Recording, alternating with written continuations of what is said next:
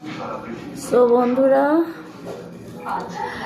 রুটি তো হয়ে গেল। এখন ব্রেকফাস্টটা করে নিই। সকালের 9:56 বাজে। ওষুধ খাওয়া হয়ে গেছে।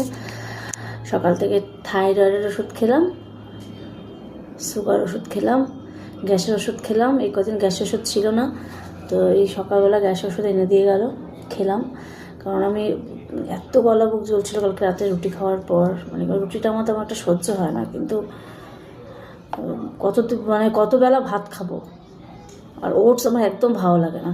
ডালিয়াটা পছন্দ করি, ছাতুটাও গলা দিয়ে চলে যায়, কিন্তু ছাতুটা বাড়ন্ত হয়ে গেছে।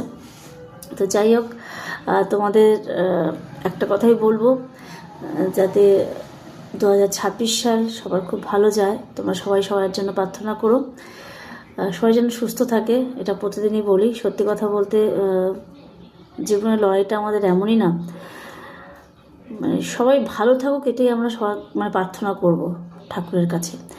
সো 2025 সাল যেমনই গেছে, 2026 সাল যাতে আরও ভালো যায় সবার, সেই প্রার্থনা করব। তো চলো খেয়ে নিই, কেমন হয়েছে দেখি।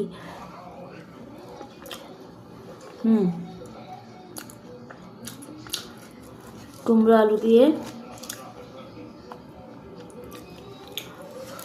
তরকারিটা করেছি, দারুণ হয়েছে।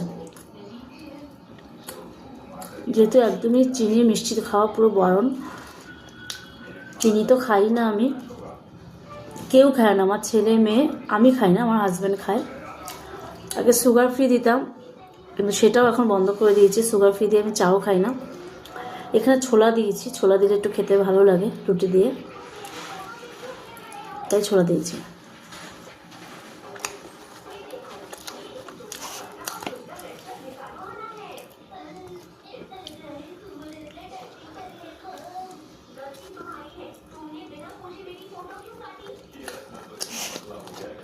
দুপুরে কী করবো জানি না,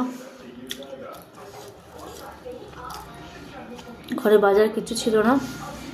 সকালবেলা আনিয়েছি একটা বাঁধাকপি, সিম, 2টো টমেটো, টমেটোর প্রচুর দাম, বেগুন, আলু। ছেলে মেয়েকে জিজ্ঞাসা করলাম, বললো যে বাঁধাকপি খাবে, তাহলে দুপুরবেলা বাঁধাকপি করে নেব।